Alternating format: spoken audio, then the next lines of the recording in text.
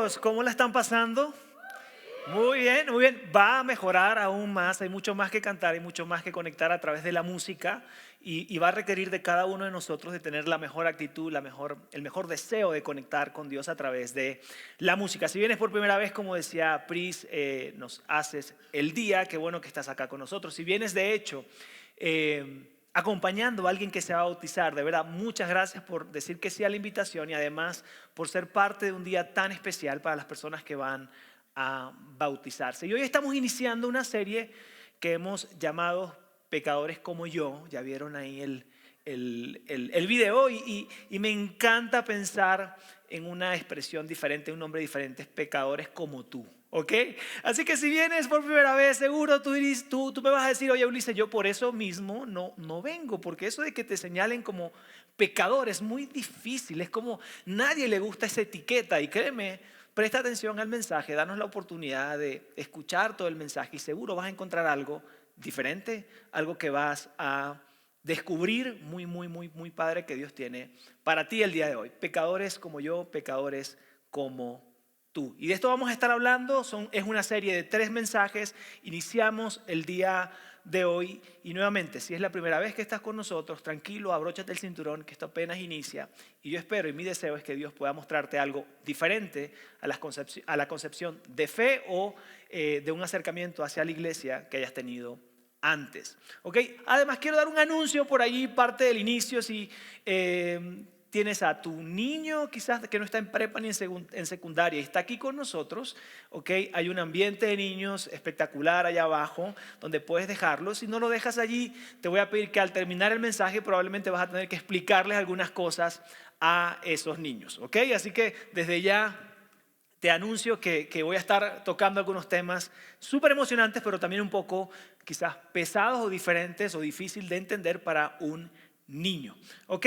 Mira, si tú creciste en la fe, si tú creciste asistiendo a la iglesia, si tú creciste leyendo la Biblia, sabrás que la Biblia es algo muy enriquecedor, es un texto muy enriquecedor, es un texto que se distancia totalmente de ser un libro con un montón de reglas morales o un montón de indicaciones únicamente. Realmente este libro y la Biblia está escrita como una gran historia. Es una gran historia, comprende una gran historia donde se conecta la historia de Dios, de ese Padre creador del cielo y la tierra, de todo lo que existe y que nuestros ojos pueden ver.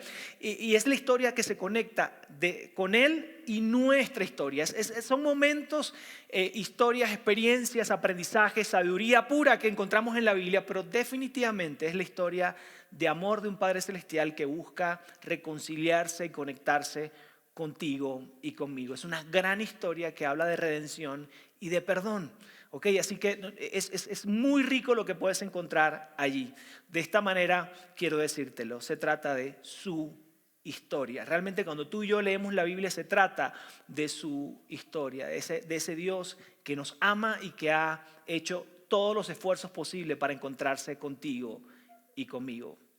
La Biblia cambia la perspectiva en la manera como tú y yo podemos leerlo o leerla cuando entendemos que se trata de Él, de un Padre Celestial que nos ama y que quiere acercarse a tu corazón y al mío. Son aproximadamente, son 66 libros que tú y yo podemos leer acerca de esto. Ahora, la Biblia no necesita que tú y yo podamos salir al rescate y quizás tratar de excusarnos un poco alrededor de explicar el Antiguo Testamento, porque justamente el Antiguo Testamento, la Biblia está dividida en 2 partes, Antiguo Testamento y Nuevo Testamento. Si tú te vas al Antiguo Testamento, seguro vas a encontrar un color que distingue el Antiguo Testamento, incluso mucho más que el Nuevo Testamento, y es el color rojo. Sangre, guerra, dolor alrededor de tantas historias, porque ¿sabes qué? Fue escrito en un momento muy diferente, en un tiempo que nos es difícil a nosotros entender y abrazar. Era un tiempo de reinos y de conquista y Dios se hizo presente de esta manera y respondió en la interacción con la humanidad desde ese lugar. Ok, pero tranquilo, no necesitamos salir al rescate alrededor de esto. Ahora, cuando tú y yo leemos el Nuevo Testamento que habla de la vida, la muerte y la resurrección de Jesús, es mucho más potable, es mucho más entendible, hay mensajes que es mucho más fácil abrazar y entender. Hay un contexto un poco más conectado con el nuestro. Sin embargo, nuevamente tendríamos que entender el contexto de dónde viene de todo lo que se está hablando allí. Ahora, si volteamos a ver el Nuevo Testamento, específicamente esos libros Mateo, Marco, Lucas y Juan, que narran la historia de Jesús, que narra la biografía de Jesús desde diferentes ángulos bastante emocionante. Encontramos a personas que estaban escribiendo no el Nuevo Testamento que tú y yo tenemos, no con esa comprensión, sino que estaban escribiendo exactamente lo que estaban viendo y lo que estaban viviendo. Simplemente quisieron documentar y que esto quedara para las siguientes generaciones. Quiere decir, cómo veían que Jesús vivía, reflexionaba, reaccionaba, los milagros que hizo, cuando se enojó y volteó las mesas. Ellos estaban simplemente documentando porque era la manera de mantener viva esta historia y no estaban escribiendo el Nuevo Testamento. De hecho, me encanta porque estos escritores titulan esa historia de Jesús, su vida, su muerte y su resurrección, la etiquetan como buenas noticias para ti y para mí. Buenas noticias para la humanidad, buenas noticias para la Ciudad de México, buenas noticias para cada uno de nosotros. Y Dios necesita que tú y yo podamos compartir esas buenas noticias. Que tú y yo podamos contagiar estas buenas noticias, podamos hablar de esto a la gente a nuestro alrededor. Son las buenas noticias y cuando pensamos en el inicio de esta serie, justamente debemos centrarnos en eso, en su mensaje que Él quiere compartir en este tiempo con cada uno de nosotros. Son muy buenas noticias. Ahora, si tú te acercaste al cristianismo, te acercaste a la iglesia de alguna manera y tú dices, lo que yo comprendo de la fe, de lo que yo comprendo de Jesús, de sus historias, de lo que Él tiene para mí, se distancia de ser bueno. Déjame decirte algo, has tenido un acercamiento a un cristianismo no real, no por lo menos el que nosotros alcanzamos a ver en las Escrituras. Quiere decir, si se distancia de ser algo bueno para ti, te acercaste a una versión del cristianismo que nosotros no abrazamos. Quiere decir, Dios realmente tiene buenas noticias para ti. Él te ama y Él quiere lo mejor para ti. ¿Cómo vamos hasta ahí? Buenas noticias. Y lo que yo quiero justamente comentarte es lo siguiente. Regularmente en este tiempo de la Navidad hablamos de Jesús desde su nacimiento y todo esto, papá. Pero yo quiero que tengamos un abordaje diferente, que vayamos y veamos esta historia, esta serie, desde el libro de Mateo. Okay, Mateo escribe la historia de Jesús, pero de manera genial, diferente, disruptiva. No comienza narrando la historia de Jesús desde su nacimiento. No inicia una historia como puede iniciar la tuya y la mía cuando puede ser escrita o narrada. Comienza con nuestro nacimiento, pero Él eligió algo diferente. Él eligió comenzar con el árbol genealógico de Jesús. De alguna manera Mateo dijo, yo quiero dejar claro, quiero dejar la evidencia, quiero ganar el juicio y quiero hacerle saber a un pueblo judío que para ese contexto fue escrito, que Jesús viene de un linaje que debía venir para ser ese rey enviado por Dios, ese Mesías en términos judíos, ese rey y ese salvador del mundo. Y me encanta porque Mateo escribe y comienza desde ahí. Empieza a escribir acerca de cómo Jesús específicamente viene de ese árbol genealógico que se conecta con personas que le da evidencia de que Él es el rey enviado por Dios. Nuevamente, esto es entendido como muy buenas noticias. El pecado había entrado a la humanidad, el ser humano había acabado con la paz, el ser humano había pecado, así que le había dado la espalda a Dios y Dios voltea y dice, tengo un plan mejor y voy a enviar a Jesús a un rey que viene a instalar un reino muy diferente al que tú y yo conocemos o el sistema que tú y yo hoy conocemos. Y Él espera un momento específico en la historia, cuando todo está en su mejor momento, y entonces inicia esa historia de nació un niño, un niño que era el salvador del mundo. Y me encanta porque Juan dice lo siguiente, el verbo se hizo carne, quiere decir Dios se hizo carne, y eso es extraordinario. Y esto es lo que narra Juan, pero además Mateo, que es donde vamos a centrarnos, narra desde un lugar diferente y quiero que tú y yo abordemos este tema desde allí. ¿Ok? Vamos a justamente a ese texto donde Mateo inicia narrando ese momento en la historia. Así inicia el libro de Mateo y quiero que tú y yo veamos en pantalla. El siguiente es un registro de los antepasados de Jesús el Mesías. Así inicia Mateo nuevamente presentando un caso para que no haya duda que Jesús era el rey y es el rey enviado por Dios. Y continúa. Muy bien, el siguiente es un registro de los antepasados de Jesús el Mesías, descendiente de David y de Abraham.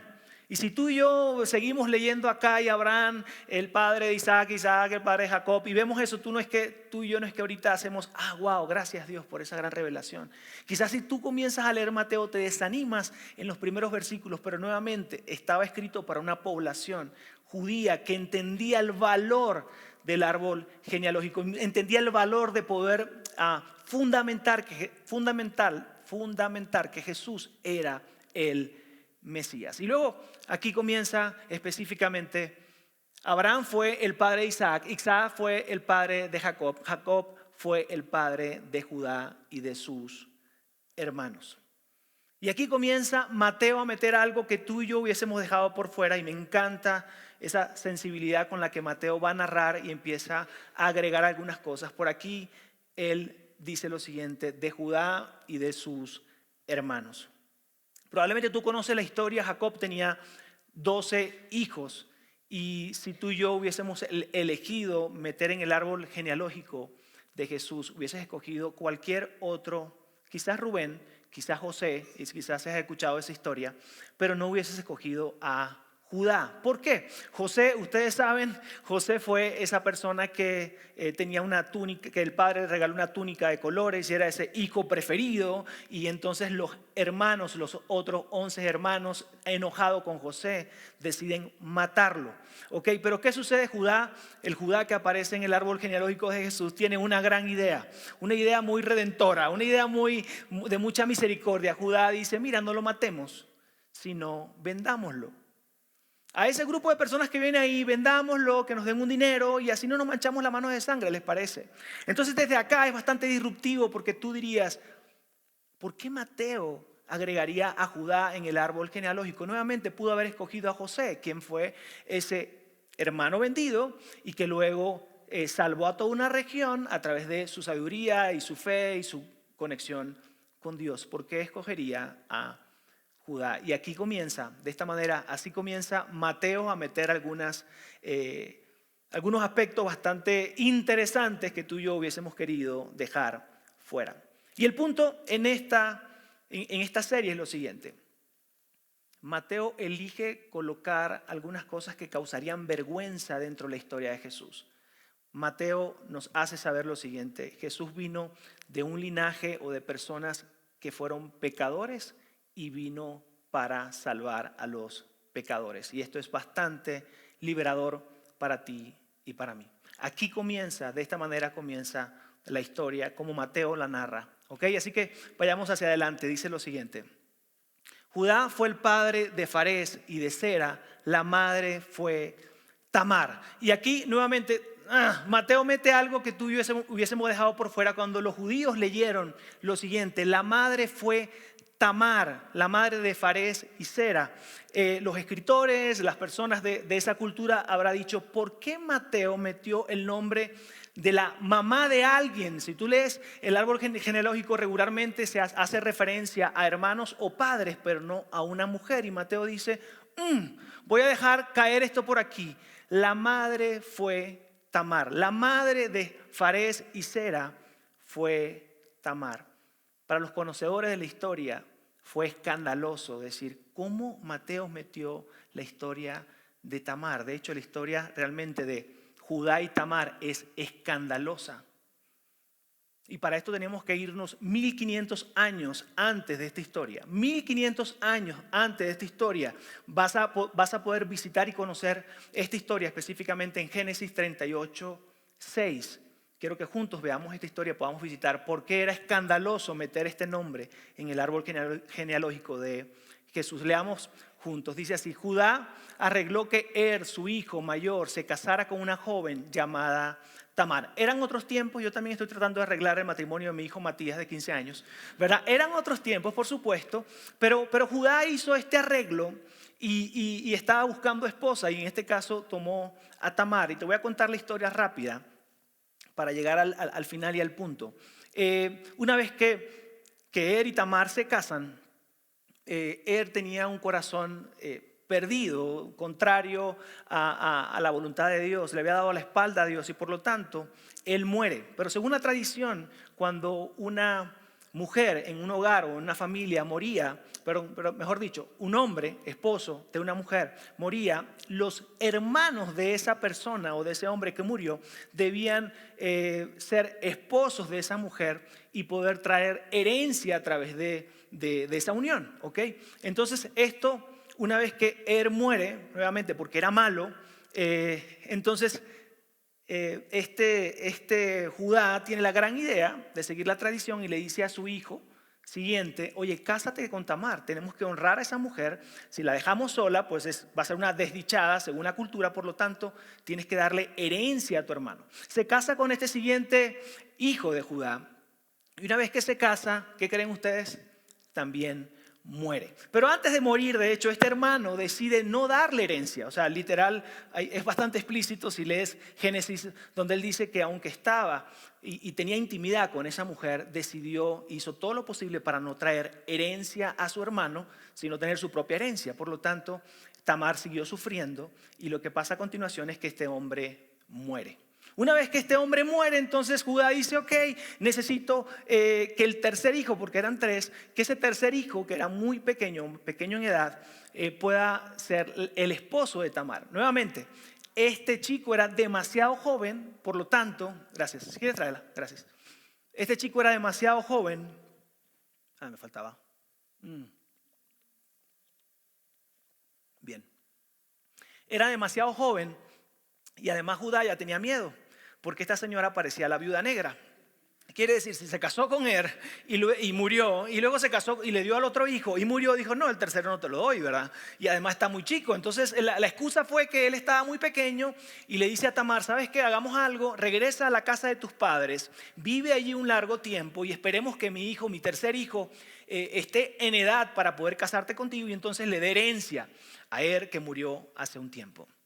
Nuevamente para Judá le dio demasiado miedo, dijo: esta es la viuda negra, va a acabar con todos mis hijos. Y entonces se hizo el tonto, se hizo el loco, el tiempo pasó, mientras que Tamar sufría, porque según el contexto no podía ella esposarse con alguien más, no podía tener hijos, simplemente dependía de la buena voluntad y el actuar recto de Judá. Pasa el tiempo, muere la esposa de Judá, ¿ok? Él pasa el tiempo de luto. Y Tamar está enojada porque dice: Judá me jugó una broma, yo estoy aquí en la casa de mis padres, estoy desdichada, estoy sola, no voy a tener herencia, voy a morir sola, voy a morir pobre, voy a morir quizás excluida de una sociedad porque no tuve herencia, no tuve hijos, y era un tema cultural bastante importante. Pasa el tiempo y Judá decide ir con su ganado, con sus ovejas y va a que le corten el cabello, la sanen y todo esto a un pueblo. Y cuando él va camino a esa ciudad, y tiene todo el plan de llegar ahí, Tamar se entera y dice: ok, parece que no voy a obtener las cosas que quiero y que me prometieron, así que voy a tener que ser muy inteligente, muy audaz. Y miren la decisión que ella tomó. Lo que hizo fue que se acercó a un pueblo que estaba de paso a la ciudad donde Judá iba a ir, y entonces en ese pueblo se disfrazó de prostituta y se colocó en una esquina donde él iba a pasar junto con parte de su grupo y de su familia.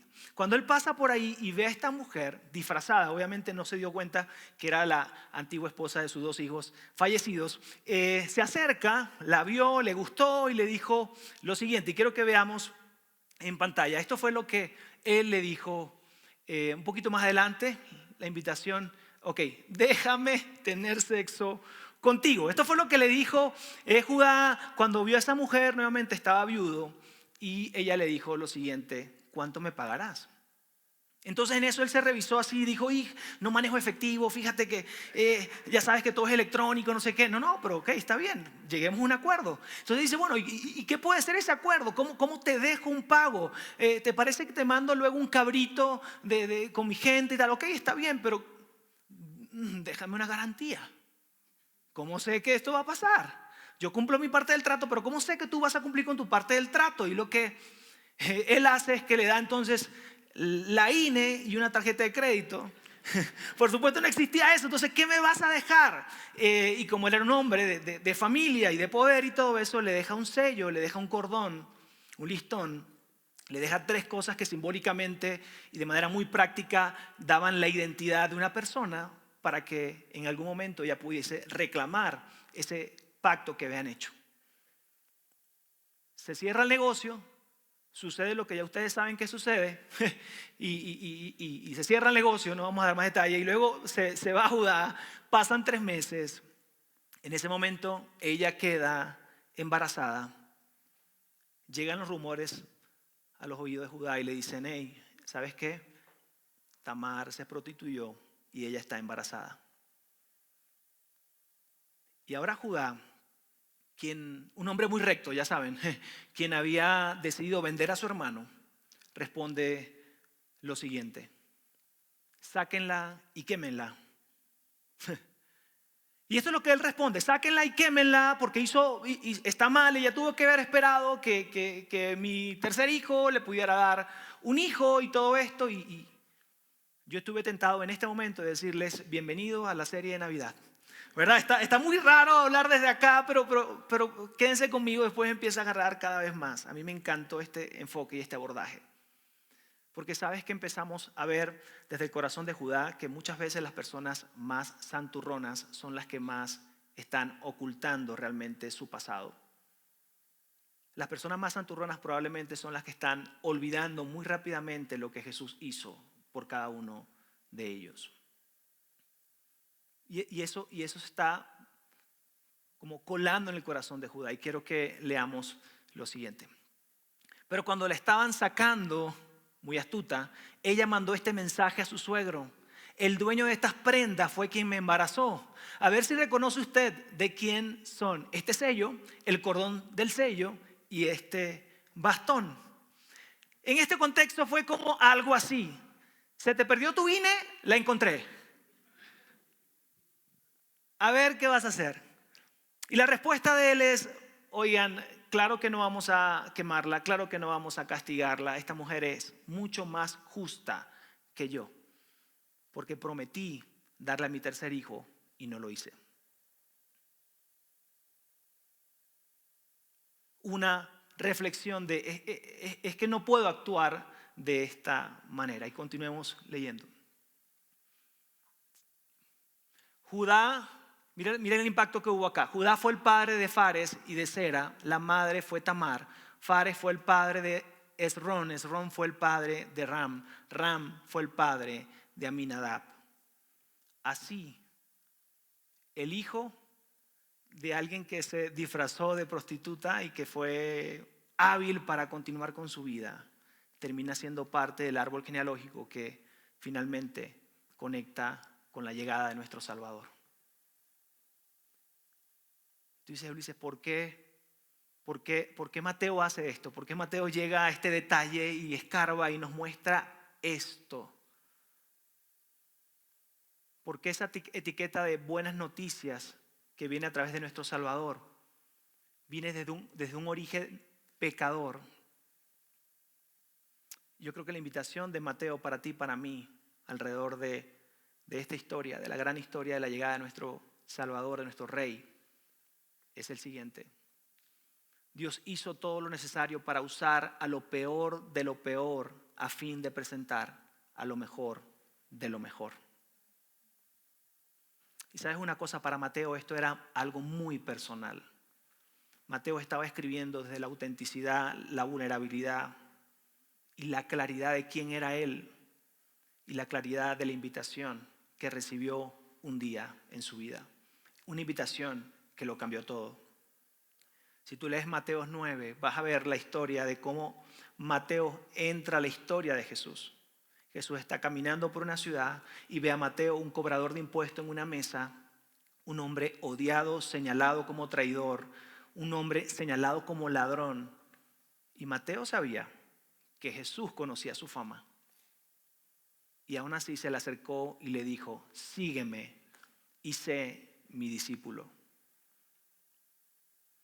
Y tú puedes imaginarte Mateo recordando esto y diciendo, por pecadores como yo Jesús vino. Pero además encuentro que por pecadores en el árbol genealógico de Jesús, Jesús hizo la entrada triunfal a este mundo. ¿Cómo solo callar y brincar y saltar esto si puede traer tanta libertad a personas como yo? Tú te puedes imaginar ese contexto, Jesús diciéndole a sus discípulos actuales, ¿saben qué? Tengo un nuevo discípulo. A ver, ¿quién es? Mateo. ¿Estás loco, Jesús?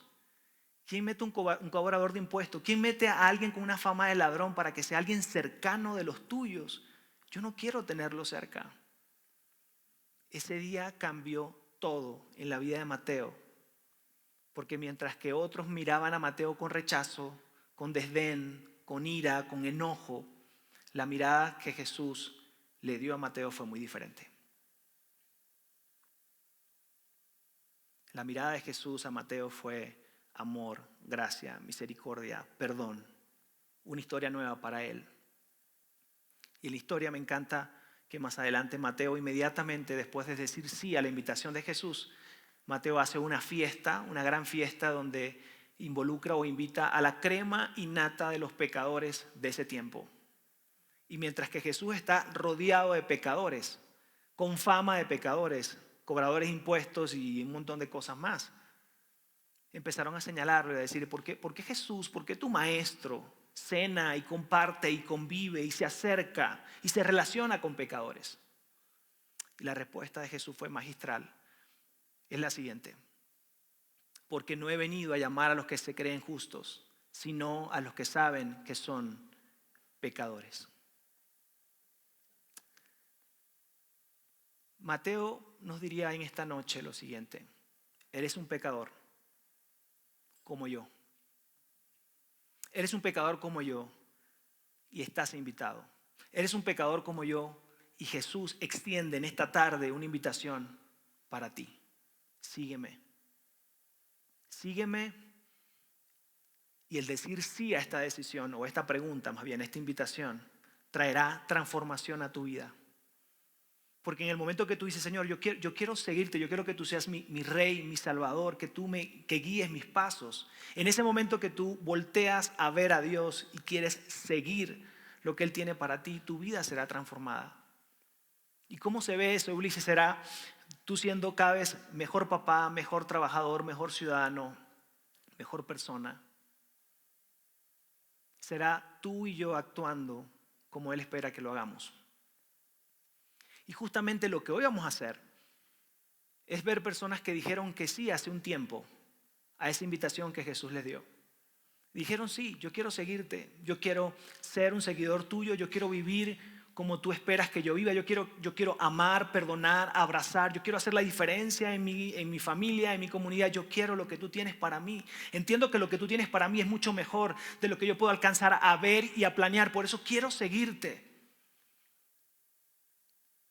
7 personas que hoy van a tomar la decisión y muchas personas de las que están acá han entendido que Jesús vino no por aquellos que se creen justos, nuevamente se creen porque obviamente no lo son, todos hemos fallado, todos metemos la pata, que Jesús vino por aquellos que saben que son pecadores y que necesitan de un Salvador, y esa invitación es para ti y para mí. Mateo te diría, eres un pecador como yo y estás invitado. Y lo que hoy vamos a celebrar nuevamente son 7 personas que van a bautizarse y que han vivido las últimas semanas, meses o años con esta verdad. Soy un pecador, pero Jesús murió por mí. Jesús vino a través de pecadores como yo y para salvar a pecadores como yo. Me gustaría que oremos y después de esta oración vamos a empezar a celebrar las vidas de las personas que han dado este paso. Dios, te damos muchísimas gracias. Gracias por recordarnos cómo llegaste y cómo fue el camino de que llegara nuestro Salvador a esta tierra. Que no fue un camino perfecto, no fue a través de un linaje perfecto, realmente fue a través de personas pecadoras como yo y como tú, como cualquiera de nosotros. pero que también viniste a este mundo para traer salvación a personas como nosotros. Gracias, Dios, y ayúdanos a recordar esto cuando la vergüenza sea demasiada, cuando sea muy evidente nuestro pecado, nuestras fallas, nuestro pasado, aún estamos cargando la consecuencia de nuestros errores y de nuestro pecado. Podamos entender que no tenemos que tener pena, vergüenza, ocultarlo, sino que podemos hacerlo como hizo Mateo, realmente ponerlo en nuestra conversación contigo y decir: te hemos fallado, Dios. Te he dado la espalda, he pecado contra ti, contra el cielo, contra la gente a mi alrededor y quiero cambiar mi vida. Te digo sí a la invitación que nos haces y que me haces cada día. Quiero ser un seguidor tuyo. Quiero vivir bajo ese estándar y ese modelo que tú tuviste en el mundo y que me llamas a tener hoy. Quiero hacerte mi Señor y mi Salvador. Quiero esa vida plena que tú has prometido para mí, que voy a encontrar a través de obediencia, a través de seguirte a ti. Te decimos sí a ti, oh Dios. Nuevamente, en el nombre de Jesús.